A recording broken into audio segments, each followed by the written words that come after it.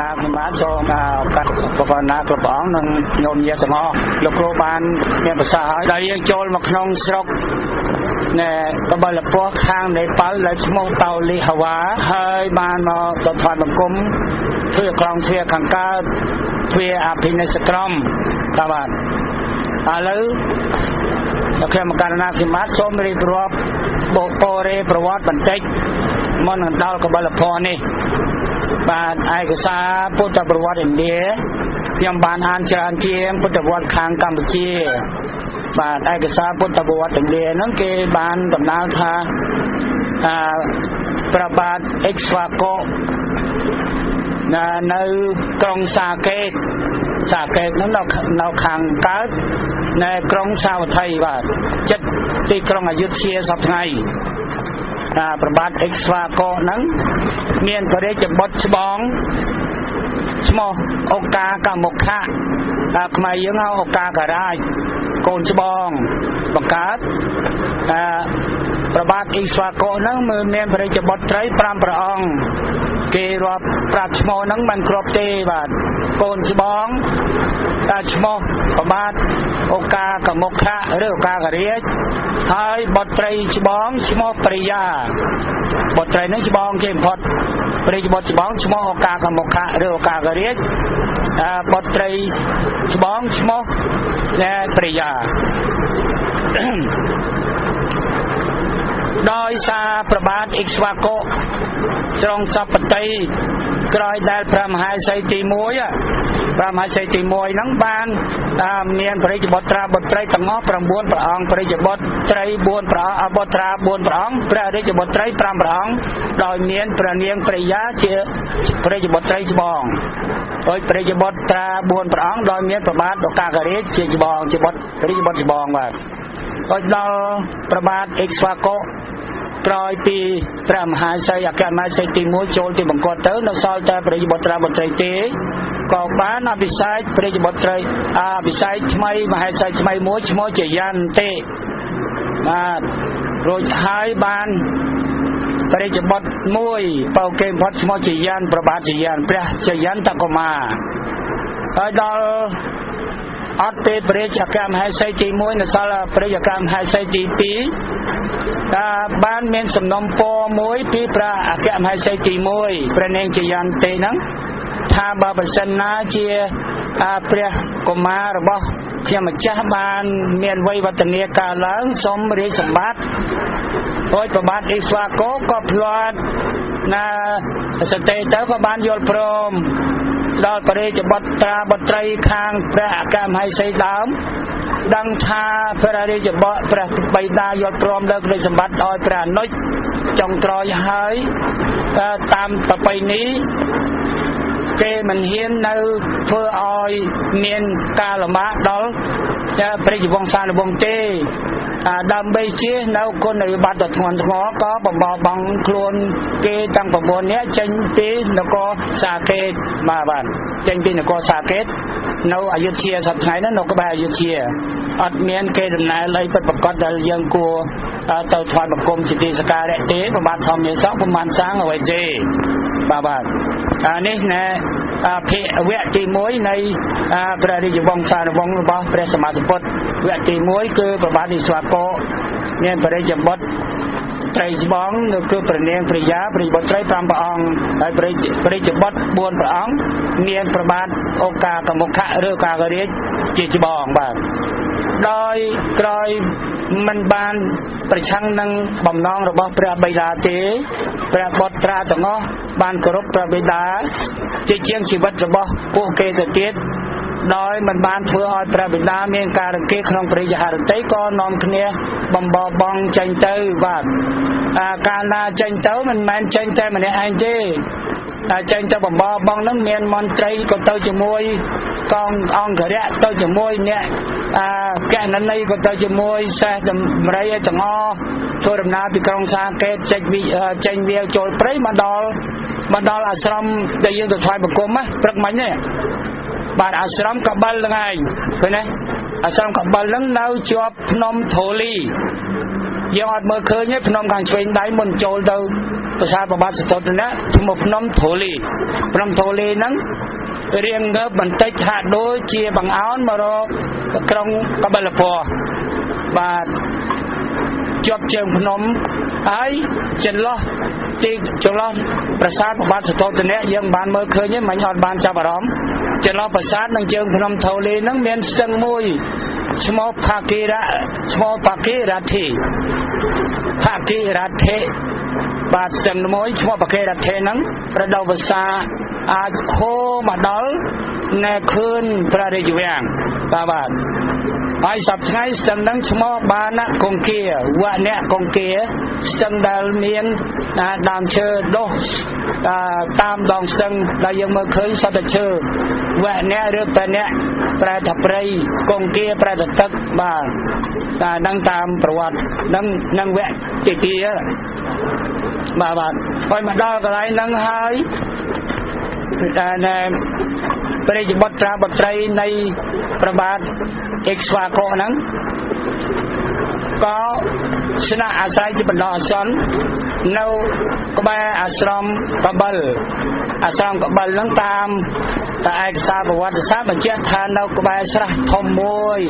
មានដើមសាលព្រឹកមកគូឃើញទេតែណាក៏ជួបដើមសាលព្រឹកដែរបាទមានដើមសាលព្រឹកដល់ព្រះរាជបុត្រាបុត្រីទាំងនោះមកឆ្វេងយល់ថាបើប្រសិនជារៀបអភិសេកជាមួយអ្នកក្រៅនាំឲ្យបាត់ពុយពងហើយដូច្នេះក៏ព្រះរាជបុត្រាបុត្រី4ព្រះអង្គនៅសល់តែព្រះរាជបុត្រីស្បងគឺនាងព្រះយ៉ាទេដែលពុំបានរៀបអាពាហ៍ពិពាហ៍ក៏រៀបអាពាហ៍ពិពាហ៍ជាមួយបងប្អូនឯងបាទហើយតាំងព្រះនាងព្រះយ៉ាដែលជាបុត្រីស្បងជាព្រះមេដាសត្យានីបាទឲ្យដល់ចំណេរកាលតមកទៀតព្រះនាងព្រះយ៉ាដែលជាមេដាមហាសត្យានីនឹងទ្រង់មានរោគផ្លុងកើតផ្លុងតែរួចហើយបានត្រូវព្រះបុត្រច្បងដែលយើងហៅថាឱកាសរាជនោះបាទជាអ្នកចាប់ដើមគ្រងដឹកនាំជាអ្នកជាមេគ្រប់គ្រងនៅក្រុងកបិលពតសម្បងផុតបាទតែដូច្នេះហើយបានជាពុទ្ធប្រវត្តិជុកយើងផ្ដើមសរសេរពីប្របាទឱកាសរាជបាទឱកាកមុខៈជាភាសាប្រវត្តិសាស្ត្រឥណ្ឌាបានសរសេរដល់ឱកាកមុខៈក៏ដូចជាឱកាសរាជដែរឱកាសរាជហ្នឹងមានព្រះរាជបុត្រប្រមាណមានព្រះមេបុត្រីប្រមាណបាទហើយដល់សម័យនោះដែរក៏មានព្រះរាជាមួយអង្គដែលសោយđếnនៅនគរខាងសប្តាហ៍ថ្ងៃយើងហៅថានគរបៃតានោះនគរពុទ្ធមេតាបាទនគរពុទ្ធមេតាបាទតាមនគរពុទ្ធមេតាហ្នឹងក៏មាននគរមួយដែរបាទពីមុនមកក៏មាននគរមួយដែរគេសោយđếnហ្នឹងតែគេអត់បានបញ្ជាក់ប្រាប់ឈ្មោះថាគេគ្រាន់តែថានគរជិតខាងដល់សម័យក្រោយព្រះបាទរាមាលោកបានរៀបអភិសេកជាមួយព្រះនាងព្រះយ៉ាមកបាននាមឲ្យឈ្មោះនគរចាំទៅបាទរួចដល់អញ្ចឹងទៅខាងព្រះឱកាសរាជនេះលោកមានព្រះរាជបុត្រច្បងគុណម្ចាស់នាំស្គាល់ហើយព្រះរាជបុត្របងនោះទ្រង់បាននាមអ្វីជាបុព្វបុរសជាតារបស់ព្រះយើងបាទអញ្ចឹងព្រះបាទសីហនុរាជអញ្ចឹងលោកគ្រូបាទព្រះបាទសីហនុនឹងសីហនុហ្នឹងមានព្រះរាជបុត្រមួយអង្គហើយព្រះរាជបុត្រីមួយអង្គព្រះរាជបុត្រមួយអង្គហ្នឹងបានព្រះរាជបុត្រីបាទរួចហើយបានរៀបអាពាហ៍ពិពាហ៍ជាមួយនឹងស្ដេចជិតខាងនោះបាទស្ដេចជិតខាងហ្នឹងបាន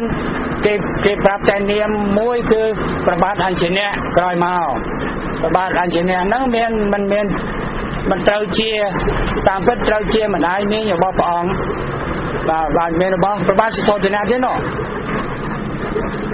ដល់អញ្ចឹងទៅខាងនោះ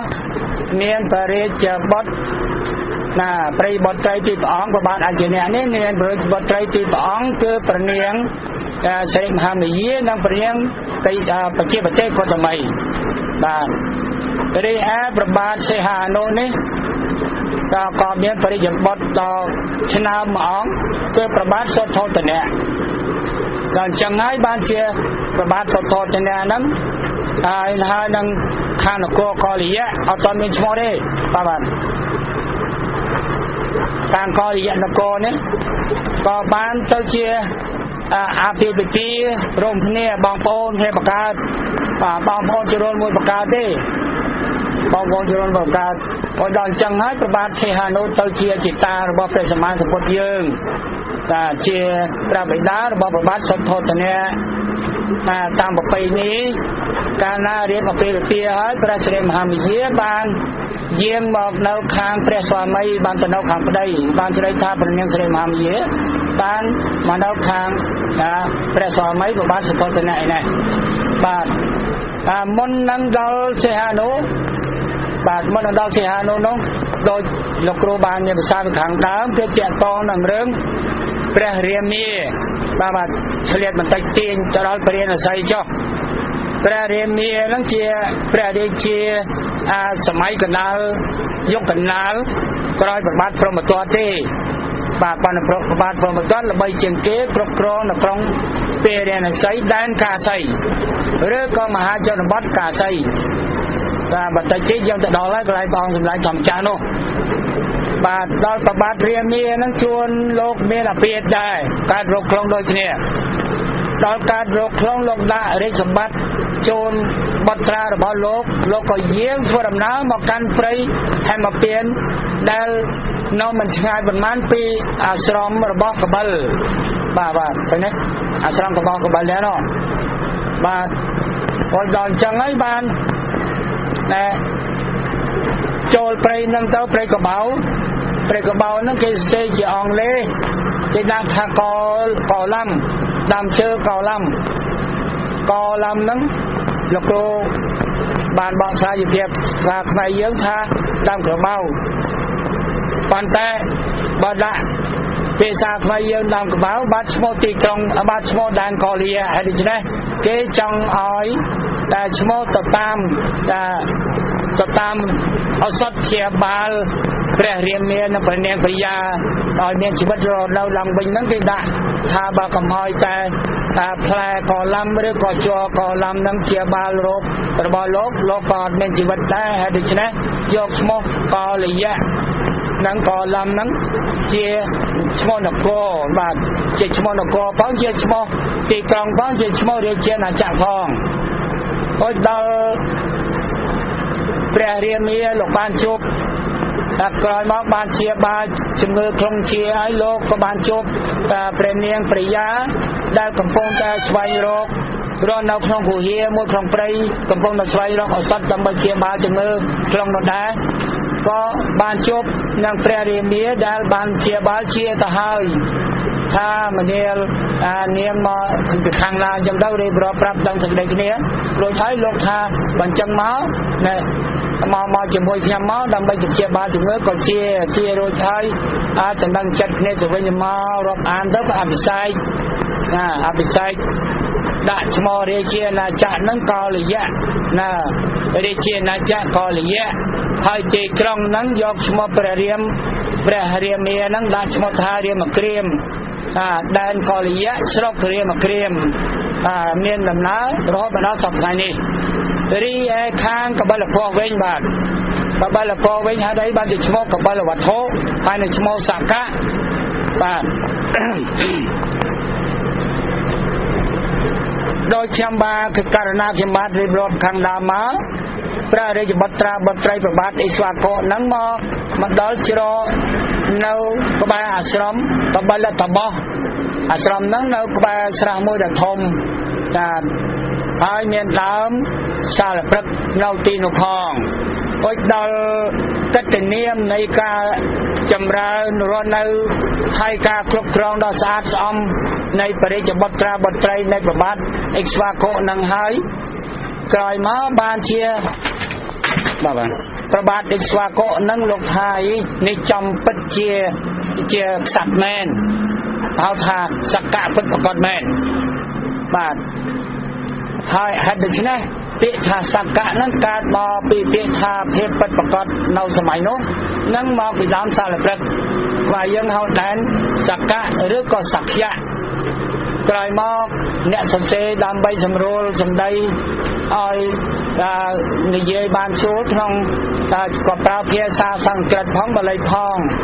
ôi đó mình đã từ trăm sạc hiệu vong đó từ đó xa hiệu vong và chẳng ai bàn biết tha sạc dạ nắng miền Nam Á tăng về đằng màu đi e cặp ba là phó cứ màu bị chmok nè cặp ba là tà bò rồi móc theo ta cặp ba là vastu sẽ chỉ bị xá sang skret phía xa bên lấy ta cặp ba là phó ta phía xa cặp ba là vật thô rồi đó phía xa rồi bọc vai dưới sầm rôn móc cặp ba là phó và này rừng rau đầm nào nè giang khơi tam quân tập vật về đườngบริบทว่าหรือก็บอกกับเราบอกพระสัมมาสัมพุทธรู้จะให้กรองเทวตาบาดใจมากรองเทวตาวิ่งเรียนมาเรียนมันเศร้าละใบเจดอลมาเทวตานี้ลอยตีกรองเรียนมาเรียนริตีกรองเรียนมาเรียนนั้นตีใบโตเราให้กิจบังริตีกรองเราทำเองโดยตีกรองทำไมพร้อมเป็นทำไมอย่างจังโดยบังริตีกรองทำไมเจ้ากระบายบังมวยดาทอมบ้านปอยบังนั้นนักสกกอลิยะครูนไอนึกแกเขาตับบังเทวตาบ้าบังเทวตาปอยดอลนับรายคางเทสาวิตูบ้านนับรายคางเทสาโลกบ่อสลายทางเจรถากอลิยะนั้นเจ้าตองเรื่องดำก่อลำแต่บานพระดาวกำนัดเทียบาลโรคดังใบเชียเมนชีวิตในเปรียเรียเมียนประเนียมปริยาให้เรียนมาเกรียมคือยกตามประเนียมระบบเปรียเรียเมียเรียเทวตาวิญคือเรากบบังมวยบังนกจีเจ้าตับบังดาวเขตโบเชียเทวดาบ้านให้ถึงนั้นเนี่ยปลายกลอยม้อบันโลกัดสิกไรธาเทวะที่เวพระเทวดาจะหาจะต้องในเรื่องหาไตกิจหามนุษย์นักสกจังใส่สมปรองทางนครปฐมเดชดาดันดาวกลายนังนั้นเมียนหาไตดับบริสุทธิ์สะอาดสุรจรริเจโดเชียหาไตในเทวดาให้ดิฉันเทวดาหานั้นเมียนละใบชโมเชียเทียมเรียนมาเครียมบาดปันตายเรียนมาเครียมเชียมนุษย์ดามหรือบ่ขานโกปฐมเดชดาให้ดิฉันให้บานเชียนักสกเรียนมาเครียมนั้นขานโกปฐมเดชดาเกเมียนสถิสัตว์ปูเนี่ยทอมายเนานั่งเกินเนี่ยเด็ดตั้งสกคงกำนัดดามมอนไตรใส่นั่งเราต้องจับง่ายเกี่ยวสกเรียนมาเครียมรามกรามดิสตริกสกเรียนมาเครียมเจ้าสกมวยดอกคลองประเทศในปาลบาดตัวทางใต้ทางการในเซิงโรฮินีนั่งไงละใบกันนะโรฮินีก็ละใบเจ้าตาก็ละใบดอนจังไงบานจอยม้าเนสกเดลนาเรมาเกรียมนกเชียมนุษย์จะตุ่มเจเนตังเจริญเราหมดบ่งพอดก่อสร้างนับก่อสร้างสกมนเกจะตุ่มจังเกบ้านเชียเกเมียนสติเต่าเจียมเตี้ยประพุทธเสด็จเชียมวยจังไหนที่ครองโกเซนราบ้าที่ครองโกเซนรานั่งก็ดอลโกเซนราพายดอลไงนั่งไปใช้บันไฟบังกงกับมันนั่งบ้าจะดอลนั่งโยมคนมันจะหายเหยียดโยมนั่งตั้งเรื่องทางจากการใจเทียไทยเจ้าบ้านมาจำนายไปจำนายนั่งบ้านบอกสร้างเช็ดใดมวยน้องสกเรียนมาเกรียมนั่งแกมันนั่งทาเช็ดใดนั่งชั่วโมงไว้เตะกินได้ชั่วโมงสกสโลปปดเสยแล้วก็เทียเรียมเกรียมเชื่อสงสัยจิตวิสาองเลธารามกรามบดดาเรเล็กสโตปาบดดาเรเล็กสโตปานะสโลปปดเสยแล้วก็เทียเรียมเกรียมมาบ้านก็ยังชวนดำน้ำตอนนั้นจัดมันตอนดอลเล่มันตอนดอลเพลาใบเตาเรียมเกรียมบ้องเราสอลดอกผมใบกิโลเนาะบันดอลเดี๋ยวอันเพลาใบมาบ้าน តែដូច្នេះគុណម្ចាស់បានតាំងញោមញាតិទាំងអស់បានស្ដាប់ខ្ញុំបករណាខ្ញុំបាទពីបរនីយ៉ាងខ្លីៗអំពីបរិប្រវត្តិនៃក្រុងកបិលធម៌ដែលជានគរខាងពុទ្ធបិតាហើយនឹងបរិមគ្រាមឬក៏ទេវតាដែលជានគរខាងពុទ្ធមេតាបាទហើយសពថ្ងៃនេះក៏គេស្គាល់តាំងពីបាទតាំងពីចំណាយគេស្គាល់ខាងនគរបិតាក៏ស្គាល់ខាងពុទ្ធមេតាក៏ស្គាល់តែមិញនេះយើងឃើញមកខាងនេះបន្តិចខាងកបិលពណ៌មកត្រឡប់មកវិញបន្តិចមិញនេះឃើញអ្នកបើកឡានយើងបានសួរនាំតាមផ្លូវប៉ុន្តែវាអានភាសាមិនច្បាស់ដល់សួរអ្នកស្រុកអានភាសាមិនច្បាស់ទៅគេប្រាប់ផ្លូវអត់ដឹងគេថាមិនដឹងកន្លែងហ្នឹងឡើយណាហើយដល់ខ្ញុំបករណាខ្ញុំបាទចេញទៅប្រាប់វាថានីក្លីហាវ៉ានេះនោះពាក្យនេប៉ាឡេមិនមែនបាលីមិនមែនអង់គ្លេសអូយឈ្មោះដែលប្រាសាទបបាត់សិទ្ធត្ថនៈហ្នឹងគេដាក់ថាអាឡៅរកតតែចែកទៅវិញហើយនៅក្នុងស្រុកតូលីវ៉ាដល់អញ្ចឹងគេផ្លាស់ឈ្មោះថ្មីអញ្ចឹងយើងអត់ចាំយើងចាំតែឈ្មោះតាមពុទ្ធប្រវត្តិរកកន្លែងមិនឃើញបាទសប្តាហ៍នេះគេរកកន្លែងឃើញបាន3កន្លែងទេបាន3កន្លែងព្រះអង្គត្រមហាកសបោអត់គេរកមិនទាន់ឃើញទេបាទយើងបានផ្សាយអង្គមមកកន្លែងនៅសប្តាហ៍ហ្នឹងភូមិហ្នឹងឈ្មោះនេក្លីវ៉ាច្រើនហ្នឹងក៏ឈ្មោះនេក្លីហាវ៉ាហើយសសរស្រមហ្នឹងគេឲ្យឈ្មោះថានេក្លីហាវ៉ាដែរបាទយើងធ្វើដំណើរប្រហែលចម្ងាយបើប្រសិនចេញពីលំពិនីទៅរៀនមកគ្រាមហ្នឹងតាមផ្លូវកាត់45គីឡូបាទលោកគ្រូបើតាមផ្លូវទៅកាត់តម៉ាន់ដូនឹង75គីឡូទៅមក100ជាងនៅផ្លូវកាត់ផ្លូវតូចប៉ុន្តែទៅបីយើងទៅតាមផ្លូវណាក៏ដោយក៏មិនហួសពីឆ្លងស្ទឹងរយនេះដែរបាទរយនេះដែរកាលខ្ញុំបករណាខ្ញុំបានធ្វើដំណើរជាមួយអង្គគ្រូសោបណដ្ឋេលើកមុន55នាក់ហ្នឹងក៏បាននាំគ្នាជប់សម្រាប់សម្ចតបន្តិចទស្សនាស្ទឹងរយនេះដែលជាព្រមបន្ទល់ចែកខណ្ឌសីមារវាងនគរពុទ្ធបិតានិងនគរពុទ្ធមេតាបាទហើយដូច្នេះខ្ញុំករណាសម្បត្តិសូមសង្ខេបខ្លីៗទៅចុះដោយតាមតំបន់មានពីលោកគ្រូសូមឲ្យរៀបរាប់ខាងដើមហ្នឹងហើយដោយអំណាចនៃកុសលរាសីមហាកុសលដែលយើងតាំងចិត្តខន្តីធម៌ក៏មាននៅក្នុងនឹងបូជាទាំងអស់បូជាខន្តីផ្លូវចិត្តផ្លូវកាយផ្លូវវាចាសម្ភារៈបាទបូជាតាំងពីលើកដំបងវត្តចេតពុនកន្តកតនិងអនន្តពោដល់ជាទីសក្ការៈហើយថ្វាយបង្គំពុទ្ធស្ដូបកបិលពោះខាងពេប្រវាខាងឌៀហើយមកម្សិលមិញល្ងាចបានទៅគ្រប់បូជាសង្វេជនីយដ្ឋានបាទហើយលោកដល់ប្រាជ្ញលោកបានបន្ថែមពាក្យមួយម៉ាត់ទៀតមិនមែនត្រឹមតែសង្វេជនីយដ្ឋានទេ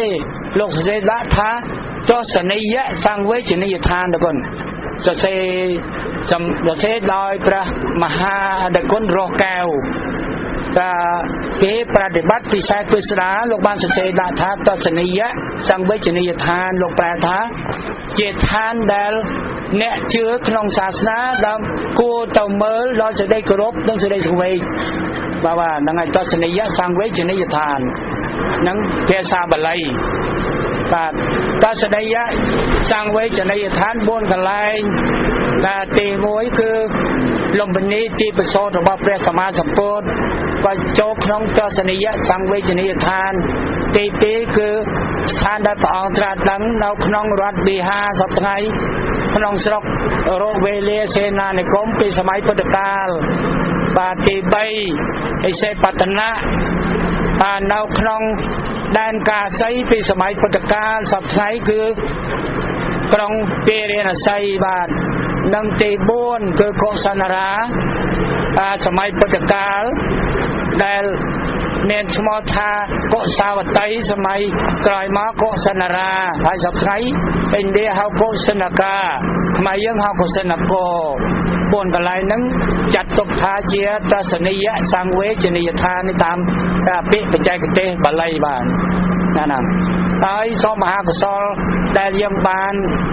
គ្រប់បូជាដោយយកចិត្តទុកដាក់ជាទីបំផុតនៅជាពិសេសទស្សនីយសង្វេជនីយដ្ឋានទី1ពីម្សិលងាយម្សិលមិញព្រមទាំងថ្វាយបង្គំដោយសេចក្តីគោរពនៅ